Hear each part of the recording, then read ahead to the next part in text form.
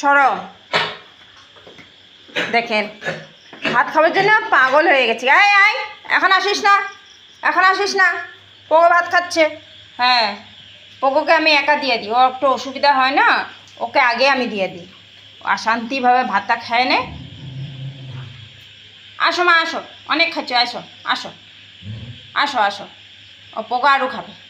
হ্যাঁ, বলে একটু সরে যাও, পোগোকে খাইতে দাও শান্তিভাবে, ওকে আগে দিয়ে দিই, তারপরে এই বদমাশগুলোকে তারপরে দিই। কি দুষ্ট!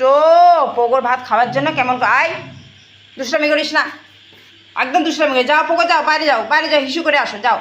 হ্যাঁ বাবা, আর একটুখানি যে পোগোর একটুখানি ভাত ছাড়ে দিছে, এটা ভোলা খাক। হ্যাঁ হ্যাঁ, বলে আপনি ভাত কম খায়, ভোলা খাক।